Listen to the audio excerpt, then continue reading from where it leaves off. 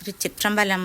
சிவசிவ சிவனரி செல்வர்களே, கடந்த பதிவில் அற்புத திருவந்தாதையின் பாடல் 60 நமக்கு கஜசம்ஹார மூர்த்தியின் பெருமையை உணர்த்திய காரைக்கால் அம்மையார் இன்று சிந்திக்க உள்ள அற்புத திருவந்தாதையின் பாடல் 61 இறைவனது சொரூப நிலை நம்மால் கண்ணால் காண இயலாத நிலை, அது உணர மட்டுமே உள்ள நிலை என நமக்கு உணர்த்த வருகிறார்.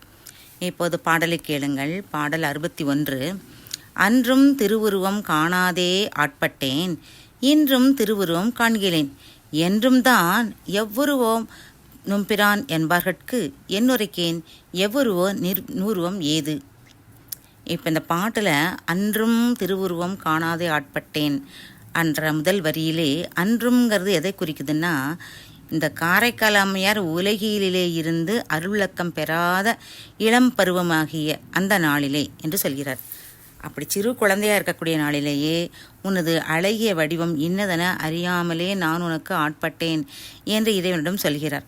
பின் அருள் விளக்கம் பெற்று சிவகணமாகி திருக்கயிலாயம் நோக்கி செல்லும் இந்த நாளிலும் உன் திருவுருவத்தை அறியவில்லையே என்று 2வது அடியில் சொல்கிறார். ஆட்படாத போது எந்த உருவத்தையும் காணவில்லை, ஆனால் ஆட்பட்ட போதோ உருவத்தை ஒன்றாக காணவில்லை. கையிலையில் கண்டது ஒரு உருவம் என்றால் ஆலங்காட்டிலே அவரவர்கள் சொல்ல கேட்ப பல பல உருவங்கள், அவையெல்லாம் கருதுவார் கருதும் உருவங்கள். ஒரு பால் உலகளந்தமாலும் ஒரு பால் உமையவளும் ஆகும் உருவம் அர்த்தநாரீஸ்வரராக, சங்கர நாராயணனாக, இப்படி பல தடத்த சிவனே கண்ணுக்கு புலனாவான். சொரூப சிவன் உணர்வுக்கு மட்டுமே புலனாவான்.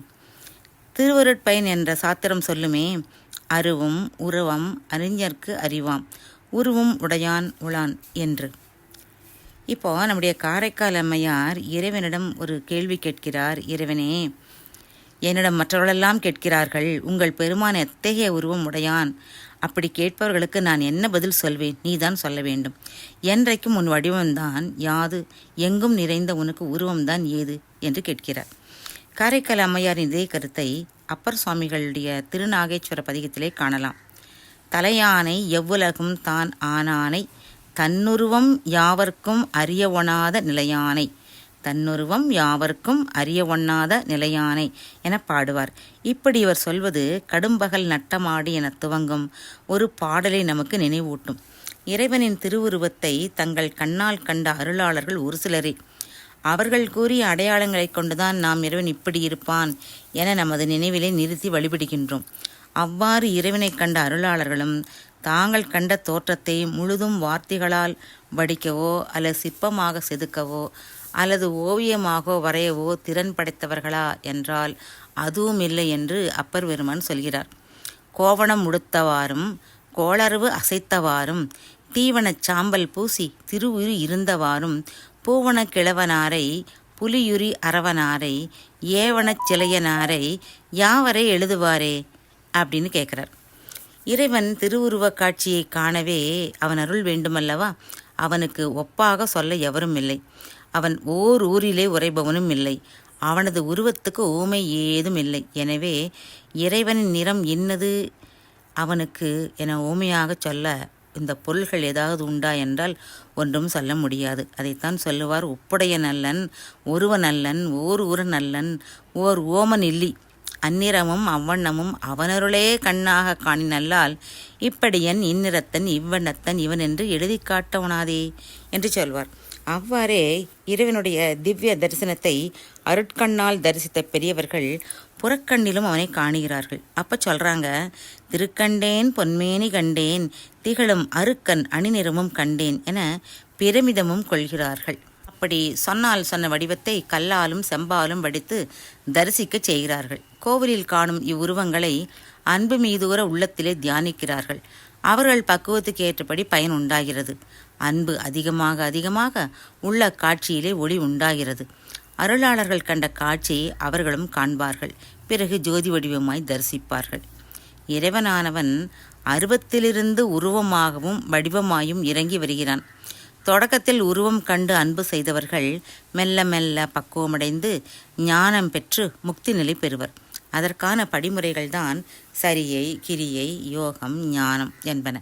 இதில் சரியை, கிரியை என்பன புறத்திலே நிகழும் செயல்கள், யோக நிலையிலே மனம் அலைப்பாயாதிருக்கும் இறைவனோடு ஒற்றுத்தி நிற்க இறைவனை அகத்திலே தரிசிக்கும் நிலை, இதுதான் யோக நிலை.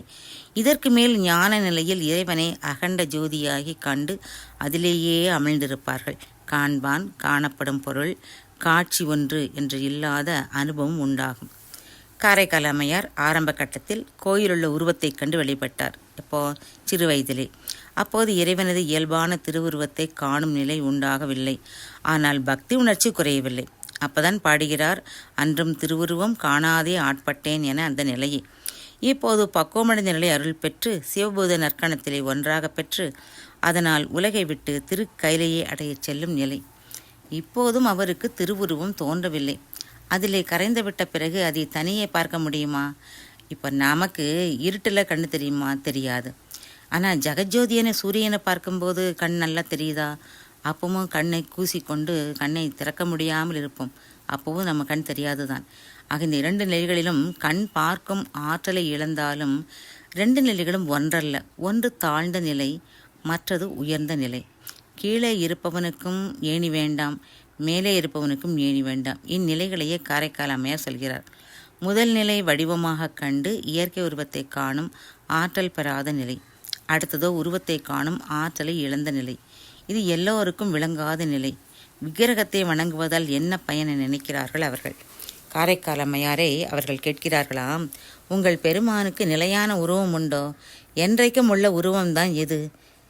சிவன் எந்த திட்டமான வடிவத்தை உடையவன்? அவர்களால் முக்தி நிலையையும் கற்பனை செய்ய முடியாது. சிவானந்த நிலையை எப்படி காட்டி விளக்க முடியும்? நான் என்ன விடை சொல்லட்டும் என இறைவனையே கேட்கிறார். இறைவனுக்கு நிலையான உருவம் இல்லை என்ற குறிப்பாலே நமக்கு உணர்த்தி நிற்கிறார் காரைக்கால் அம்மையார். திருச்சிற்றம்பலம்.